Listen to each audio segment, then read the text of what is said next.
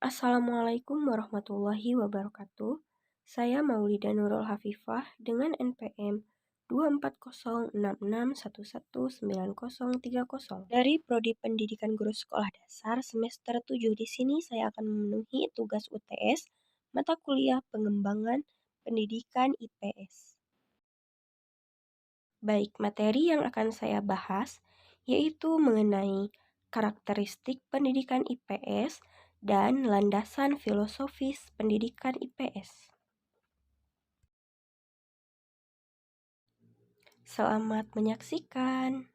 Materi yang pertama, karakteristik pendidikan IPS. Menurut Sapria tahun 2009 nomor 7, mengemukakan bahwa salah satu karakteristik social studies adalah bersifat dinamis. Artinya selalu berubah sesuai dengan tingkat perkembangan masyarakat. Perubahan dalam aspek materi, pendekatan, bahkan tujuan sesuai dengan tingkat perkembangan masyarakat. Ada beberapa karakteristik dan pembelajaran IPS yang dikaji bersama ciri dan sifat pembelajaran IPS menurut Alkosasi Jahiri Sapria 2 tahun 2007 nomor 19 adalah sebagai berikut. Yang pertama, IPS berusaha mempertautkan teori dengan fakta atau sebaliknya, atau menelaah fakta dari segi ilmu. Yang kedua, penelaahan dan pembahasan IPS tidak hanya dari satu bidang disiplin ilmu saja, melainkan bersifat komprehensif atau meluas dari berbagai ilmu sosial dan lainnya, sehingga berbagai konsep ilmu secara terintegrasi terpadu digunakan untuk menelaah satu masalah atau tema atau topik. Yang ketiga, mengutamakan peran aktif siswa melalui proses belajar inquiry agar siswa mampu mengembangkan berpikir kritis, rasional, dan analitis. Yang keempat, program pembelajaran disusun dengan meningkatkan atau menghubungkan bahan-bahan dari berbagai disiplin ilmu sosial dan lainnya dengan kehidupan nyata di masyarakat, pengalaman, permasalahan, kebutuhan, dan memproyeksikannya kepada kehidupan di masa yang akan datang dari lingkungan fisik maupun budayanya.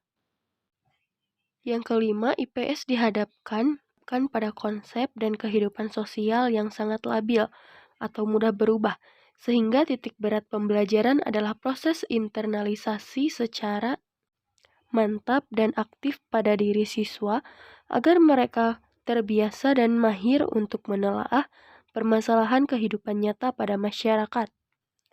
Dan yang keenam, IPS mengutamakan hal-hal arti dan penghayatan hubungan antar manusia yang bersifat manusiawi.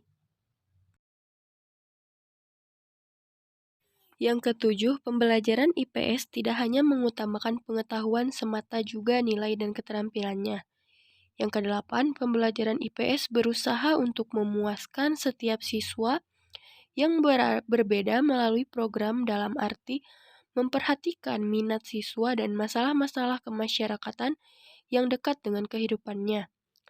Dan yang kesembilan, dalam pengembangan program pembelajaran IPS senantiasa melaksanakan prinsip-prinsip, karakteristik atau sifat dasar dan pendekatan-pendekatan yang terjadi dari ciri IPS itu sendiri.